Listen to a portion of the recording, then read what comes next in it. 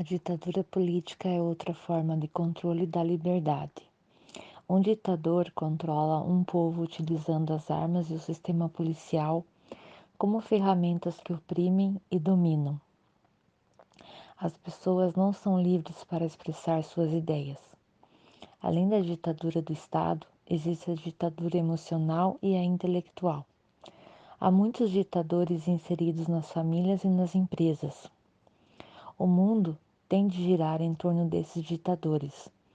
Suas verdades são absolutas.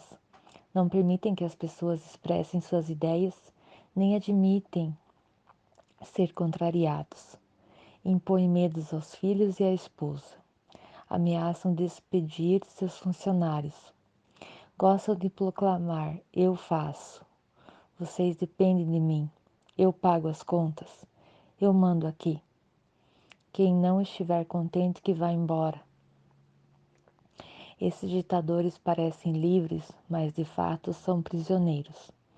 Controlam os outros porque são escravos dentro de si mesmo, controlados por seu orgulho, arrogância, agressividade. Escondem sua fragilidade atrás de dinheiro ou de poder. Toda pessoa autoritária, no fundo, é frágil. Os fracos usam a força, os fortes usam o diálogo. Os fracos dominam os outros, os fortes promovem a liberdade. Existem diversas formas de restrição à liberdade. A exploração emocional é uma delas. Uma minoria de ídolos fabricados pela mídia explora a emoção de uma grande maioria. A massificação da mídia faz com que muitos gravitem em torno de alguns atores, esportistas, cantores, como se fossem supra-humanos. A fama é a maior estupidez intelectual das sociedades modernas. Embora seja extremamente valorizada, a fama gera infelicidade. Apenas seus primeiros degraus provocam prazer. O sucesso é legítimo. Devemos lutar para alcançar sucesso na profissão, nos relacionamentos, na realização de nossas metas. Mas o sucesso buscado em vista da fama pode se tornar uma grande armadilha emocional, pois frequentemente gera angústia, solidão, perda da simplicidade e da privacidade. Na verdade, não existem semideuses, não há pessoas especiais que não sejam comuns, nem comuns que não sejam especiais. Todos temos problemas, incertezas, ansiedades e dificuldades.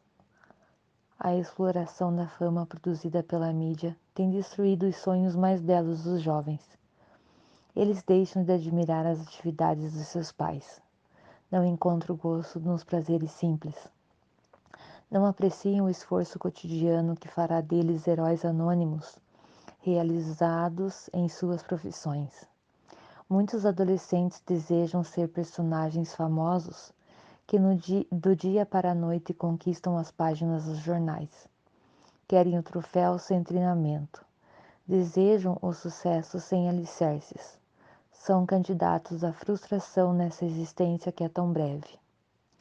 Jesus falava de uma liberdade poética. Não pressionava ninguém a segui-lo. Nunca tirava proveito das situações para controlar as pessoas. Muitos políticos, mesmo os medíocres, contratam profissionais de marketing para promovê-los e para exaltar seus feitos. O mestre dos mestres, ao contrário, gostava de se ocultar. Era tão delicado que não explorava a emoção das pessoas que ajudava e curava. Sua ética não tem precedente na história. Encorajava-as a continuar o seu caminho. Se quisessem segui-lo, tinha que ser por amor.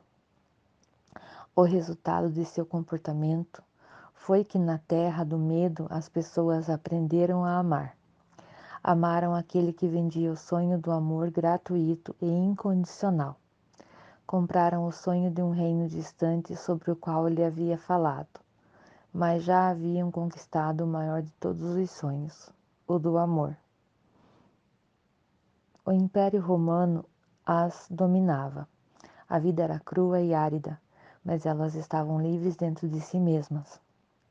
O amor as libertara. Nada é mais livre do que o amor. Ele transforma podres súditos em grandes reis, e sua ausência torna grandes reis miseráveis súditos. Quem não ama vive no cárcere da emoção. Letra C. O sonho da eternidade. Subtítulo: Onde estão Confúcio, Platão, Alexandre o Grande, Cristóvão Colombo, Napoleão Bonaparte, Hitler, Stalin?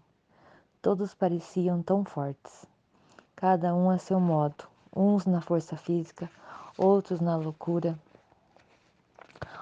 outros ainda na sabedoria e na gentileza. Mas, por fim, todos sucumbiam ao caos da morte. Viver é um evento inexplicável, mesmo quando sofremos e perdemos a esperança, somos complexos e indecifráveis. Não apenas a alegria e a sabedoria, mas também a dor e a loucura revelam a complexidade da alma humana.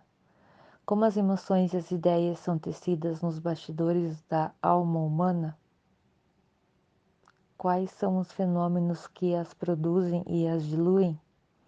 Quanto mais pesquiso esses fenômenos e avanço um pouco na sua compreensão, mais me sinto um ignorante. Por ter desenvolvido a teoria multifocal, que estuda o funcionamento da mente e a construção dos pensamentos, recebi um título de membro de honra da Academia dos Gênios, de um respeitado instituto de um país europeu. Fiquei feliz, mas tenho convicção de não merecê-lo. Por quê? Porque tenho consciência da minha pequenez diante da grandeza dos mistérios que cercam o infinito mundo da alma ou psique humana. Sabemos muito pouco sobre quem somos.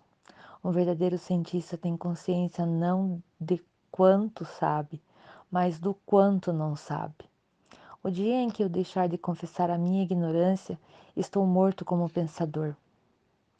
Existir, pensar, se emocionar é algo fascinante. Quem pode esquadrinhar os fenômenos que nos transformam num ser que pensa e tem consciência de que pensa?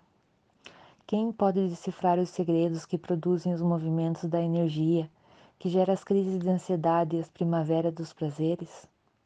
A produção da maior ideia, mesmo no cerne da mente de um psicótico, é mais complexa do que os mistérios que fundamentam os buracos negros do universo, que sugam planetas inteiros.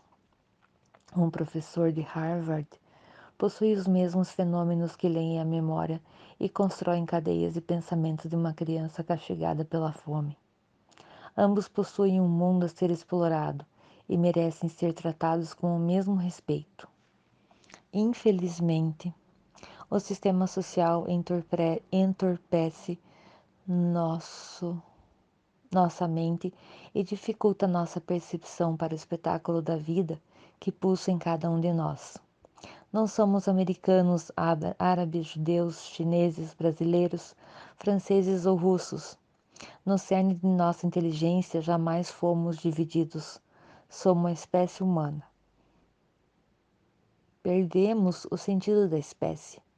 Nós nos dividimos pela cultura, religião, nação, cor de pele.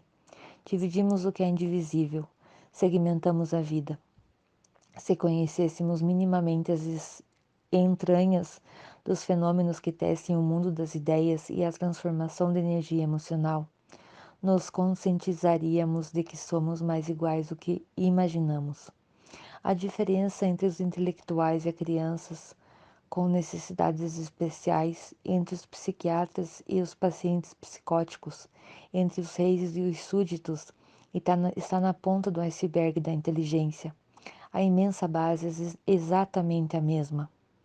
Apesar de criticar em todos os meus livros as mazelas emocionais, as misérias sociais e a crise na formação de pensadores no mundo moderno, quando estudo os bastidores da mente humana, fico boquiaberto. Sinto que a existência de um ser humano é um privilégio fascinante. Às vezes, quando viajo com minhas filhas à noite e vejo ao longe uma casa com a luz acesa, pergunto a elas: quem são as pessoas que moram naquela casa? Quais são seus sonhos e suas alegrias mais importantes? Quais são seus sofrimentos? O meu desejo ao fazer essas perguntas é humanizar minhas filhas, educar a emoção delas, levá-las a perceber que há um mundo complexo e rico dentro de cada ser humano, não importa quem ele seja.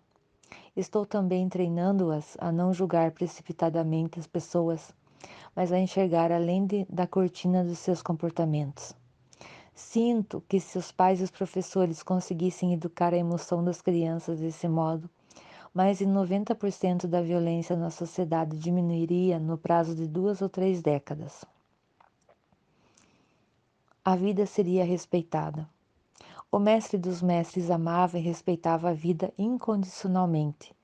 Nunca pedia conta dos erros de uma pessoa.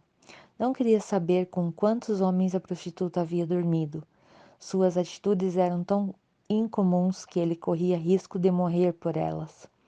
Conseguia criar vínculos com as pessoas discriminadas, apreciá-las e perdoá-las, porque penetrava dentro delas e as compreendia. Se você não for capaz de compreender as pessoas, será impossível amá-las. Os leprosos viviam a dor da rejeição e da solidão. Jesus tinha um cuidado especial com eles e lhes oferecia o que tinha de melhor, a sua amizade. Para ele, cada ser humano era um ser único, insubstituível, e não um objeto descartável. Isso só explica o fato dele dar um imenso valor às pessoas à margem da sociedade. Não concordava com seus erros, mas as amava independentemente de suas falhas.